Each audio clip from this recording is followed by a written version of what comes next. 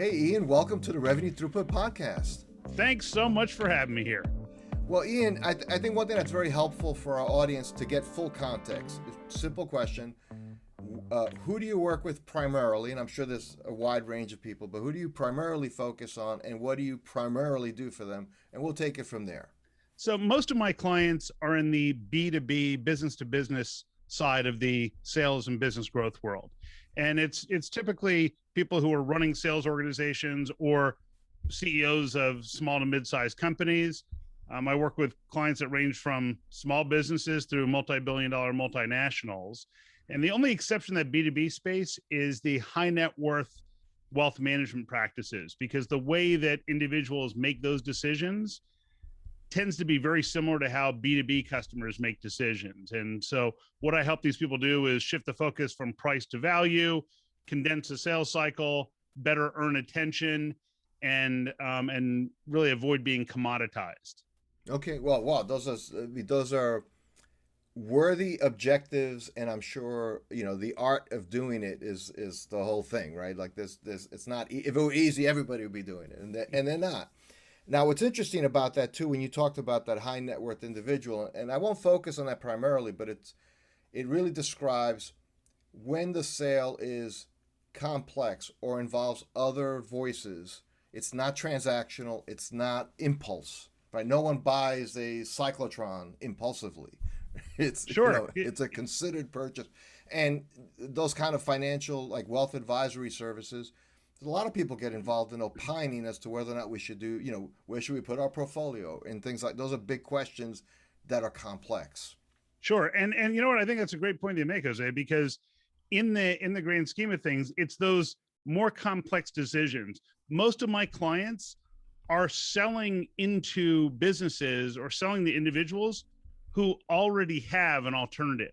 It's not like people are saying, well, I don't have a wealth management person. It's not like someone saying, well, I don't have an IT vendor who can support me. In most cases, we're trying to help people understand why they might be better off switching to your organization versus whoever they're working with today. And those complexities bring some nuances where really the individuals need to be focusing, anybody who's selling these types of products and services needs to focus on what's important to the client rather than here's our pitch deck. Let me tell you about us, because here's a newsflash. No one cares about us. They just care about their own needs. Well, that's interesting. And you have a book out, Same Site Selling, and of course that's the name of your academy as well. That I feel like there's a big idea in those three words. So if you could just expand on why you chose that titling. Sure. So I co-wrote Same Side Selling with a guy named Jack Quarles. And as most people would guess from Jack's last name, Quarles, Jack is a guy who spent 2 decades in purchasing and procurement. And Jack and I are dear friends, and he contributed tremendous insight into the book. And what we looked at is that almost every book that's ever been written about sales, every methodology uses one of two methodologies. It either uses a game metaphor or a battle metaphor. And in a game metaphor, there's a winner and a loser. So I guess that means that your client would be the loser, which doesn't make a lot of sense. Or if you use the battle metaphor, the loser dies. And then we wonder why we have these adversarial tensions between buyer and seller. And the approach that Jack and I took was more, think of it as the buyer and seller are putting a puzzle together. And so it's all about finding the fit and seeing if my puzzle pieces align with your puzzle pieces. If so, we can create a beautiful piece of art. But if they're not the right fit, then if we try to force the fit, you're not going to end up with a nice picture at the end of it. It's still going to be a mess and it's not going to work. So it's about finding that fit and taking that collaborative approach that's all integrity based, that says the client's outcome is more important than the sale. I want to restate that because I think that's a really that's a pithy quote, right? The client's outcome is more important than the sale.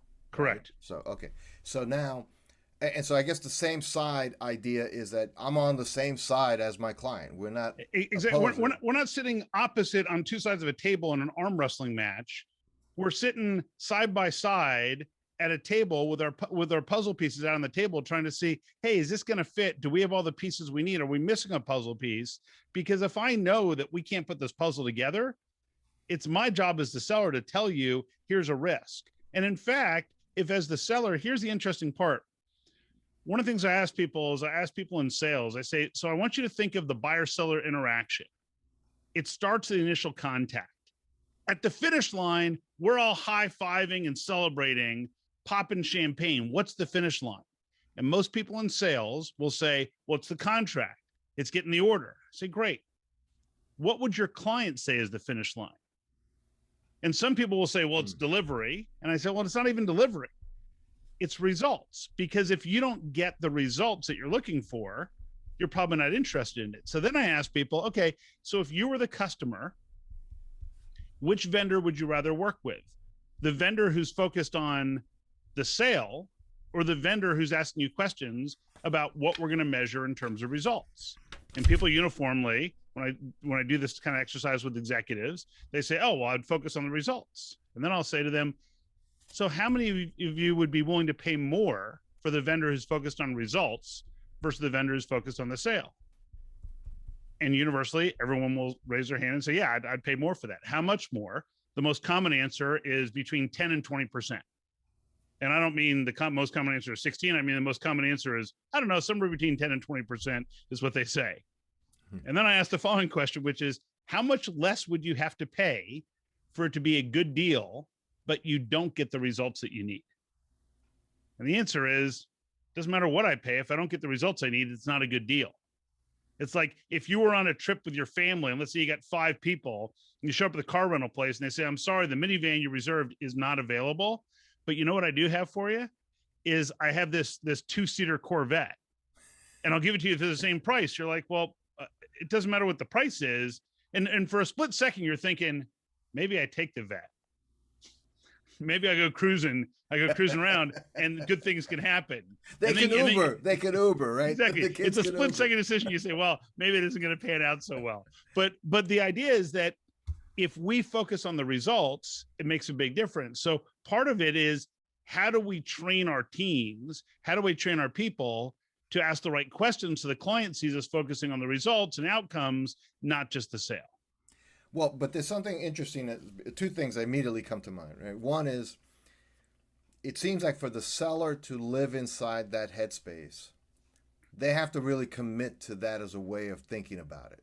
Absolutely. They can't just take on, like, you can train, maybe this is how you sound like a same side seller, but that will fail under the weight of the pressure of of real life. It just won't. You can't fake it. You can't fake it. And so questions that people ask are questions like, so if you were the buyer and I was selling whatever, some piece of software, some service, some whatever, I would say to you, well, Jose, what can we measure 6 months down the road so that you and I know that this was a worthwhile investment, that you made the right decision?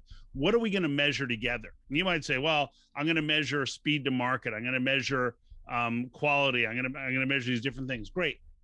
Even if we deliver everything we say we would deliver, what might prevent you from getting that? And you might say, well, if our people don't know how to use the system properly. Okay. How likely is that? Well, it's certainly possible. Okay, should we build in training into our proposal? Yeah, it's a great idea. Now, if you just came out of the chute and said, oh, and we want you to buy all this additional training, the client would say, oh, they're just trying to sell us other stuff. But now it's centered around the client achieving those results, and it's understanding how to ask the right questions in the right way that give the reps the ability to focus on those things. Now, the other thing is that for my top performing client organizations, they actually have incentives for the sales people based on the results that the client achieves. So once the sale is over, that's fine, but it's the rep's job to follow up and make sure the client's achieving the results. And once the client confirms an email that says, yep, we're achieving these results, it's great, then the rep gets the last portion of their incentive-based compensation. Now, some reps say, well, that's not fair. I'm not responsible for that. The smart reps say, wait a minute. If I follow up with them and confirm that they got the results they were hoping to get, I'm likely to get repeat and referral business. So the smart reps say, of course I want that deal, because now I get to follow up. In fact, it's my job to follow up and make sure they got the results. And then they say, oh yeah, I got great results. All right. can you think of one or two other people you know who might be in the same predicament you were in 6 months ago and would like to get the same results that you've realized? And they say, yeah, so and so and so and so. Now you have those referrals inside or outside of their organization just because you delivered results. Well, I think that's brilliant because for a couple of reasons. One,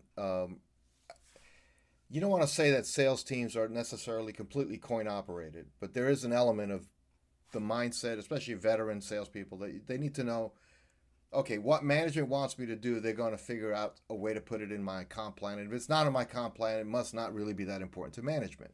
Sure. So if you want salespeople who follow up, putting some part of their comp tied to that says, okay, that's important. It's a signal that that's really important. But the way you've described it, it says, yeah, and the real benefit is not that you do it, check, collect an extra 10% comp.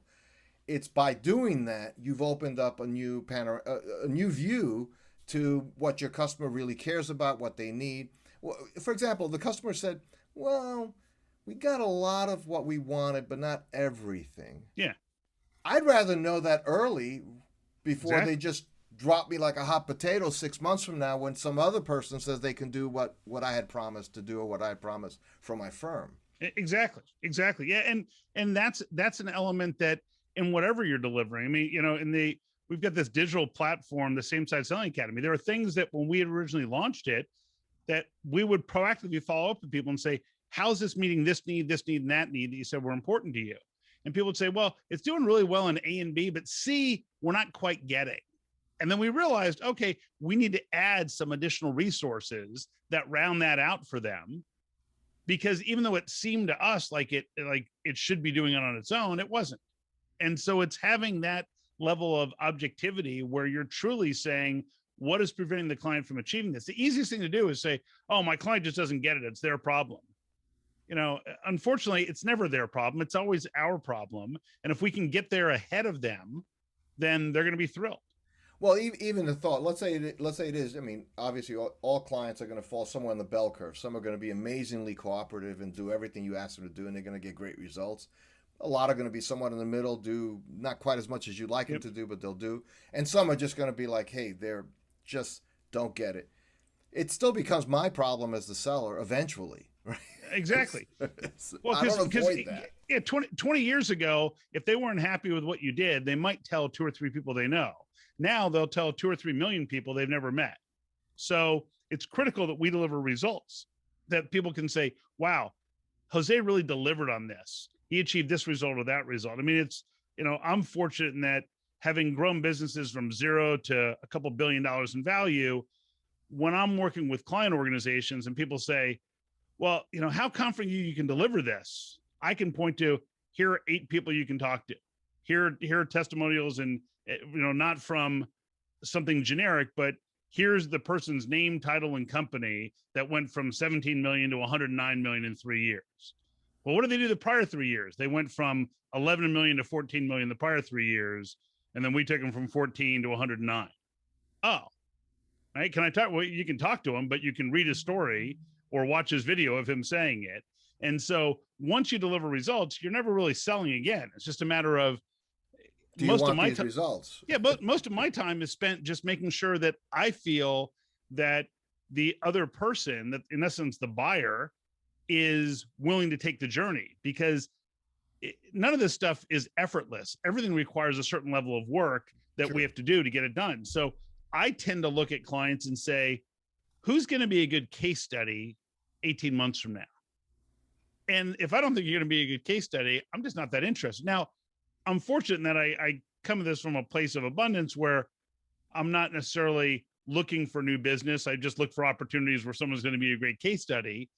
So it's easier for me to say that than for other people. But what I will tell you is that for organizations that are intently focused on the results for their clients, they end up in the same place in pretty short order, where people say, these people always deliver. Everyone you talk to says these people deliver.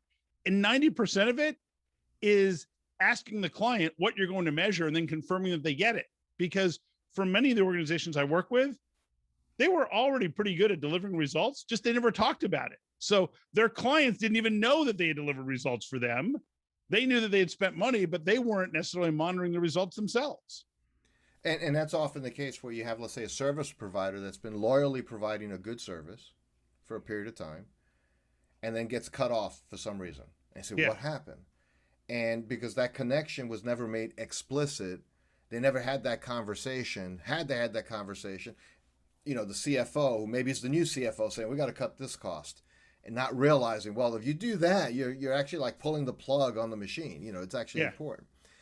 So one thing that I want to get into just a little bit, Ian, because I think it's important to our listeners who a lot of folks who listen to the Revenue Throughput podcast are going to be business owners hmm, running industrial type businesses, distribution, manufacturing, and so on. They may have small sales teams, or they grew up in a sales culture that was, like you said, game theory based yeah, or war, metaphors. It's a yeah. football game. We got to score touchdowns, all of that. How do you talk to somebody like that who's so, that's 20 years of their career. That's how you do it. You have to have a certain amount of aggression. You go for it. And they hire people who have that. And what you're describing, I think in practice still rewards somebody who has intensity. All right, like intense work is Sure, always, it's a good sure. attribute to be successful.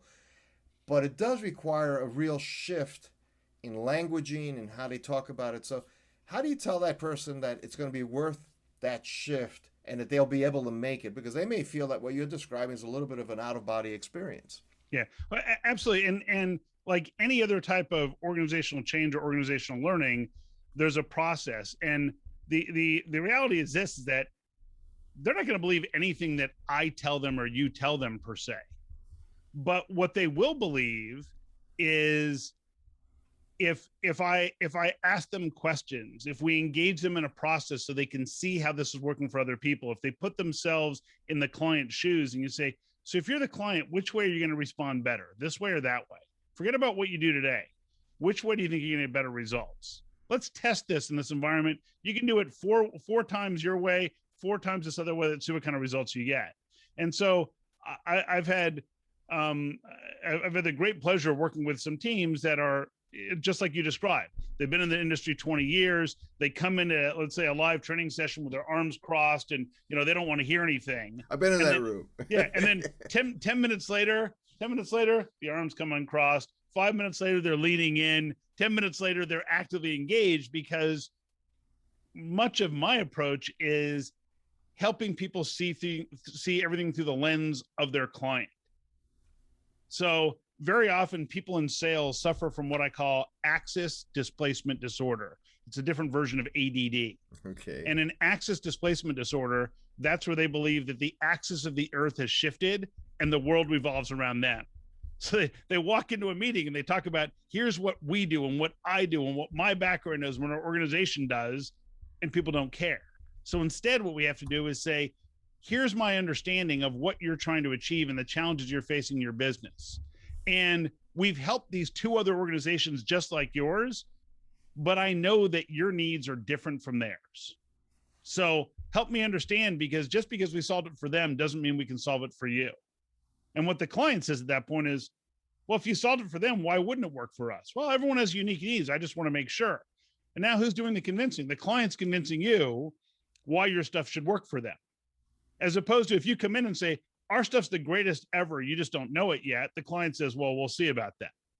And it just changes that dynamic. And that's what we're trying to get to, because once they're trying to convince you, it's easier for us to end up on the same side where, like, if I'm saying I've delivered great results for someone else, but I don't know if it'll work for you, and I truly believe that, then I start asking questions about, well, for people who are successful, they also did A, B, and C. Is that something your team is comfortable doing? Because if not, it may not work. No, we could do that. Okay. And now we're just trying to figure out what's going to work. Wow. Well, that also raises the question, and you talked about your colleague who wrote the book with you, right? Jack. Yeah. And Jack Quarles. So sometimes the getting on the same side. So I'm visualizing a metaphor. You walk over to that side of the table, so to speak, Yep. and say, "Let's look at the puzzle together." But sometimes the other side will walk back around and they want to be on the other side as well. So it's not just what the seller wants. Sometimes the buyer, especially larger company professional procurement, often have a very adversarial. They've gone to, like, we've gone to sales training for the last 20 years. They've gone to buyer training. They And have. so how do you break that down? So the interesting thing is this. So Jack, in spending 2 decades in purchasing and procurement, I asked him, I said, well, Jack, so the biggest fear that the procurement person has is what?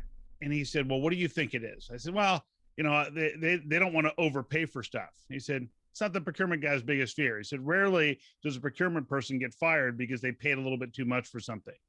They get fired when they bought the wrong thing. They get fired when something down the process doesn't work anymore because they thought they were saving a buck, and now it's cost the company market share. It's cost them perception in the marketplace. Their reputation gets tarnished.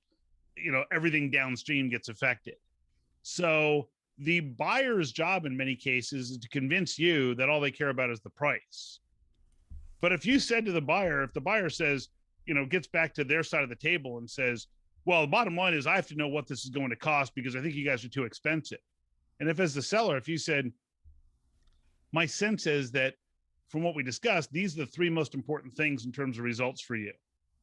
And though there are areas that we or another vendor could cut corners, my concern is that if we cut one of those corners, it would jeopardize those results. And so for our clients, we're not willing to take that risk on their behalf. Do you think we're making a mistake?